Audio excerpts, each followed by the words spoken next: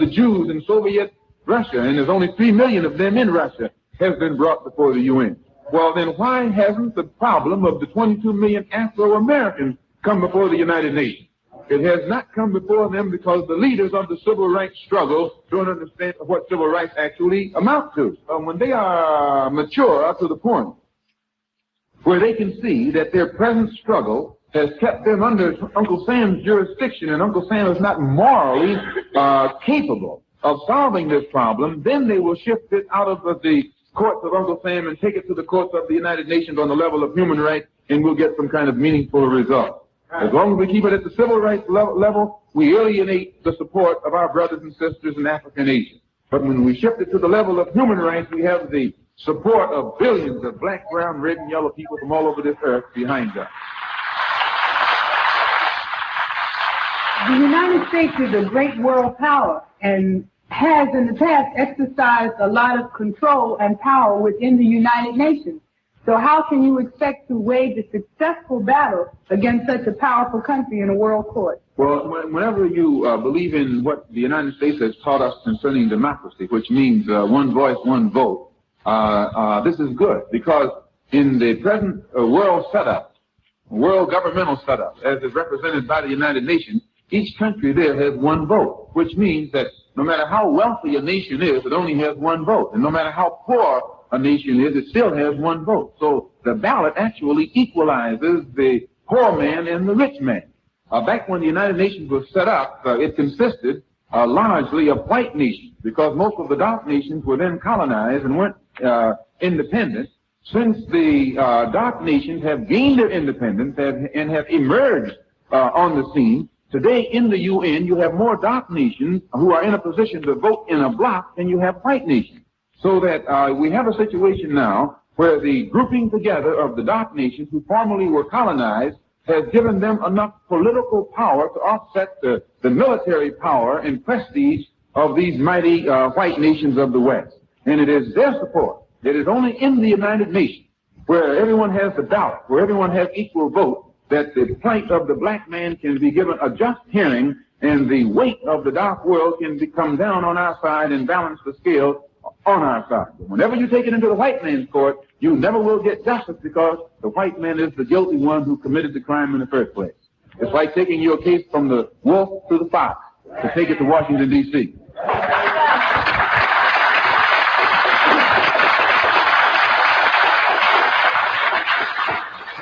I don't think I wholeheartedly go along with that, Mr. Malcolm. I have some appreciation for your discussion as regards to the human right and the civil right. But here in America, as a band of Negroes, I think the most progressive thinking that we could possibly attain is civil rights. This is the thing that we want. This is the thing that we hope to get. This is the thing that we're going out to fight for. Without our civil rights, the human rights, and the rest of the elements are non-entities as far as human rights come before civil rights. That may be so, but the civil rights are an important factor. You can never get civil rights until you have human rights. Human rights represent the right to be a human being. Whenever you are respected and recognized as a human being, your civil rights are automatic. But if we get civil rights, we are human beings. No, you have to get the recognition of human rights first. This is why people can come here from Africa and Asia and immediately are able to benefit from what the Constitution stands for, because they are recognized as a human being when they touch the shores of North America. But the black people in this country, all of our human characteristics were destroyed by slavery. Our language was destroyed. Our history was destroyed. Our culture was destroyed.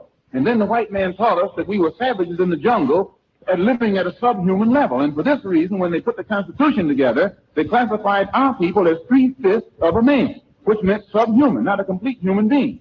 And once our human characteristics were completely destroyed, this gave them justification for treating us like we were animals. And it also justified their selling us from plantation to plantation like you sell a horse and a cow and a bag of wheat. Why, George Washington himself historically is on record as having sold or having traded a black man for a keg of molasses, which shows you he didn't regard that black man as a human being. Well, if the black man's human rights had been respected, he never could have been a slave here in America. And if his human rights had been restored by the Emancipation Proclamation, automatically we would have been citizens right after the Civil War. So we must be regarded as human, our human rights must be respected before we can ever be regarded as citizens and our civil rights be respected. Minister Malcolm, who was guilty of the bombing in Birmingham? The government was guilty. The guilt is upon the United States government for the murder of those poor little girls who died in that bombing. This didn't happen in Nazi Germany, and it didn't happen in South Africa. It happened right here in America, in Birmingham, Alabama. It didn't happen back in the Dark Ages. It happened in 1963, right after the March on Washington. And it wasn't a dream. This was a nightmare. Where were the leaders? Where was America? Where was the government? The guilt was upon the United States government for those little boys who were shot down right afterward, because it is the failure of the government to do its job that has given the people of that area the feeling that they can brutalize and victimize and murder the Afro-American in cold blood, knowing that nothing will be done about it.